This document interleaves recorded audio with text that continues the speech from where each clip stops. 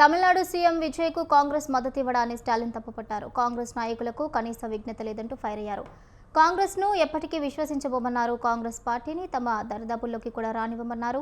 TVK కాంగ్రెస్పై MK Stalin విరుచుకుపడ్డారు. DMK దక్షిణ ప్రభుత్వం నడుస్తోందన్నారు. ఇక టీవీకే ప్రభుత్వం 5 ఏళ్లు అధికారంలో ఉండటం కష్టమేనన్నారు. అసెంబ్లీ ఎన్నికల ఫలితాన్ని సినిమా సునామీగా స్టాలిన్ అభివర్ణించారు. సినీ నటుడిగానే విజయ్కు ప్రజలు మద్దతిచ్చారన్నారు. కొద్ది రోజుల్లోనే టీవీకేపై ఆసక్తి పోతోందన్నారు. ప్రజలు మళ్లీ డీఎంకేనే కోరుకుంటారని స్టాలిన్ ఈ సందర్భంగా స్పష్టం చేశారు.